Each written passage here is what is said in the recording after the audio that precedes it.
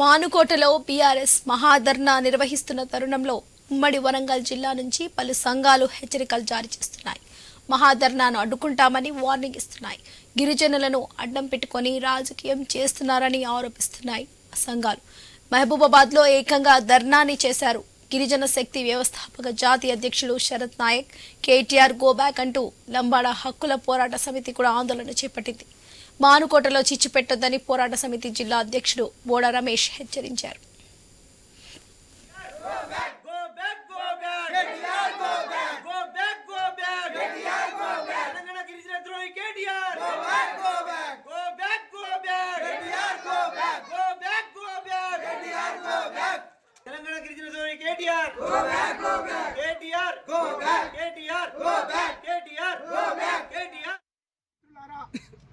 గత 15-20 రోజుల నుంచి లగచర్ల ఇష్యూ మీద బీఆర్ఎస్ పార్టీ గిరిజనులను కేంద్ర బిందువు చేసుకొని అడ్డం పెట్టుకొని చాలా రాజకీయాలు చేస్తూ ఉన్నది.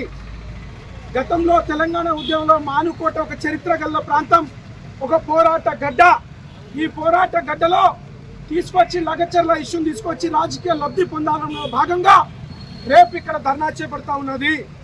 మేము గిరిజన శక్తిగా కేటీఆర్ గారు ఇక్కడికి రావడాన్ని వ్యతిరేకిస్తా ఉన్నాము.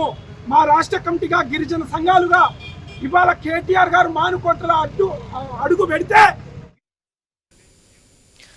మానుకోటలో బీఆర్ఎస్ మహాధర్నా నిర్వహిస్తున్న తరుణంలో ఉమ్మడి వరంగల్ జిల్లా నుంచి పలు సంఘాలు హెచ్చరికలు జారీ చేస్తున్నాయి.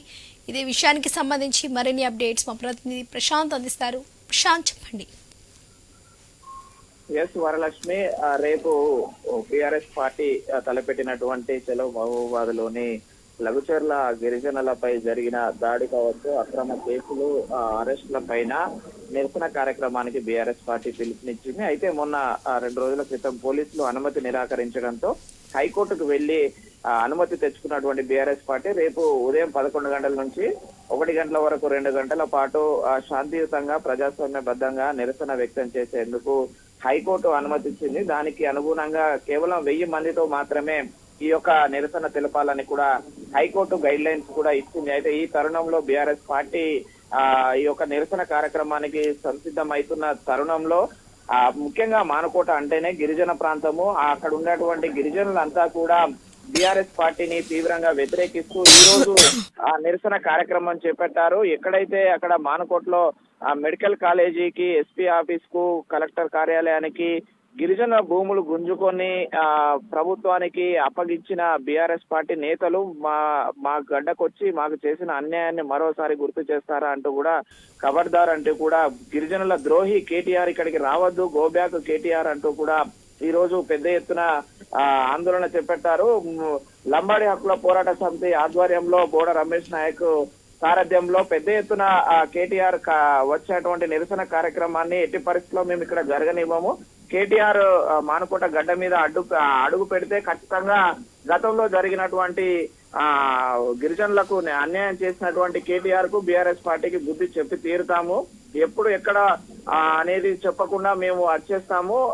గిరిజనుల భూములు బీఆర్ఎస్ పార్టీ అధికారంలో ఉన్నప్పుడు లాక్కున్నప్పుడు ఎక్కడ ఉన్నావు కేటీఆర్ అంటూ కూడా పెద్ద ఎత్తున నిరసన వ్యక్తం చేస్తున్నారు. ముఖ్యంగా బాబునాయక్ తండాకు సంబంధించినటువంటి గిరిజనులకు కేటీఆర్ సమాధానం చెప్పాకనే మానుకోటలో అడుగు పెట్టాలి. ప్రశాంతంగా ఉన్న మానుకోటలో చిచ్చు పెట్టడానికే కేటీఆర్ ఇక్కడికి వస్తున్నాడు. కాబట్టికే ఖబర్దార్ గోబ్యాక్ కేటీఆర్ అంటూ కూడా ఈ రోజు లంబాడి హక్కుల పోరాట సమితి మహబూబాబాద్ జిల్లా అధ్యక్షుడు బోడనాయక్ ఆధ్వర్యంలో పెద్ద ఎత్తున నిరసన కార్యక్రమాలు అయితే చేపట్టారు వరలక్ష్మి. మరోవైపు అటు పెద్ద ఎత్తున అంబేద్కర్ సెంటర్ లో కూడా గిరిజన శక్తి వ్యవస్థాపక జాతీయ అధ్యక్షుడు శరత్ నాయక్ ఆధ్వర్యంలో కూడా పెద్ద ఎత్తున ఆందోళన చేపట్టారు.